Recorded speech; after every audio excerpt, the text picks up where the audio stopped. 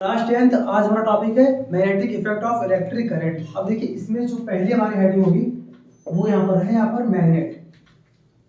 अच्छा, ये सब कुछ हमारे बेसिक पॉइंट्स हैं। आपको पहले से पता है कि मैग्नेट क्या होता है। मैग्नेट का मतलब यहाँ पर कैसे डिफाइन करेंगे आप, व्हाट इज मैग्नेट।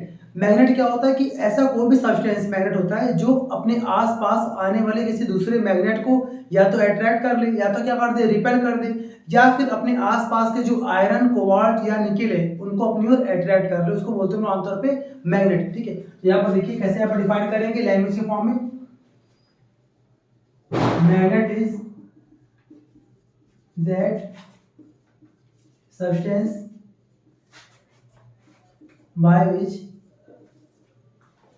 आयरन यानी कि Fe आयरन, कॉमा कोबाल्ट यानी कि Cu सिंबल होता है, ठीक है इसका, एंड निकेल यानी कि Ni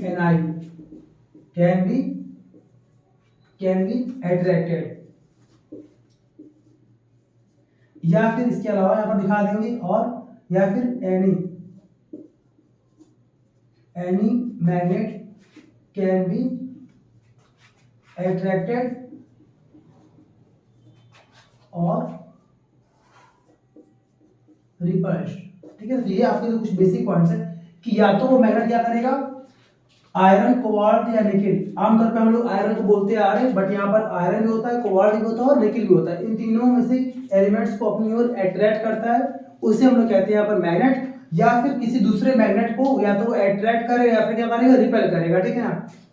अब देखिए ध्यान से, यहाँ पर हमने मान लिया कि सपोज मान लीजिए मेरे पास ये मान लीजिए मैग्नेट है, यहाँ पर ये हमने मान लिया दिस इज मैग्नेट, एज्यूम कर लिया ये हमारे पास है। ठीक है, तो देखिए इस मैग्नेट के आसपास एक एरिया बन जाएगा जिसके अंदर अगर हम दूसरे लाते हैं मैग्नेट को, तो इस पर देखिए दो फोर्स काम कर सकते हैं, या तो अट्रैक्शन फोर्स या तो रिपल्सन फोर्स।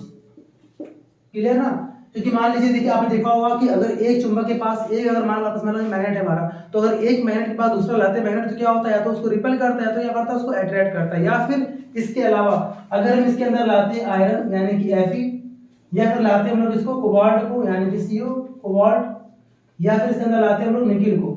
ठीक है ना। तो इन तीनों में कौन सा फोर्स काम करेगा, अट्रैक्शन फोर्स काम करेगा। ठीक है ना। तो ऐसे मतलब एरिया को हम लोग बोलते हैं मैग्नेटिक फील्ड, और इस वाले एलिमेंट को, इस वाले सब्सटेंस को बोलते हैं हम लोग मैग्नेटिक ना। तो वैसे आमतौर पर अगर डिफाइन करने को आता है तो बेसिक से यहाँ पर 3 पॉइंट्स है, आप इसे आराम से डिफाइन कर दीजिएगा। ठीक है, ये होता है मैग्नेट। इसके बाद हम देखते हैं मैग्नेटिक फील्ड, इसे ले लीजिए इसको। अब देखिए इसके बाद से मैग्नेटिक फील्ड क्या होता है।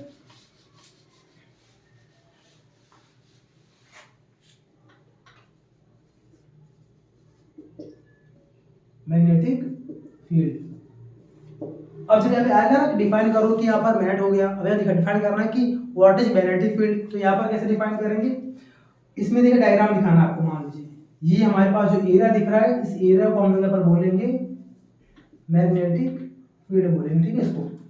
और ये बना कैसे है, हमारे पास मान लीजिए यहाँ पर एक था मैग्नेट और यहाँ से बन गया मैग्नेटिक फील्ड। यहाँ पर हमें तो अच्छे से दिखाना पड़ेगा डायग्राम। ये Fe हो गया, सेम डायग्राम यहाँ पर दिखा दिया हमने निकेल, और यहाँ दिखा दिया हमने कोबाल्ट। ठीक है, इन तीनों में कौन सा फोर्स काम करेगा, अट्रैक्शन फोर्स, अट्रैक्शन। और एक और दिखा देंगे यहाँ पे हम लोग, अगर हम किसी दूसरे लेकर आते हैं मैग्नेट को, तो या तो उस पर काम करेगा अट्रैक्शन फोर्स या तो रिपल्सन फोर्स काम करेगा। ठीक है ना। तो ऐसे एरिया को हम बोलते हैं क्या, मैग्नेटिक फील्ड। मतलब कि मैग्नेटिक फील्ड क्या होता है, किसी भी मैग्नेट के अराउंड ऐसा एरिया होता है। ठीक है, देखिए हम डिफाइन कैसे करेंगे, the area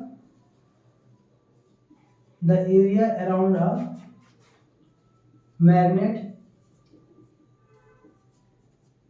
in which if we put iron Fe मतलब iron, comma cobalt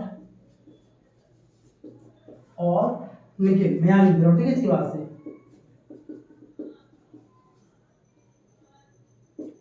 comma attraction और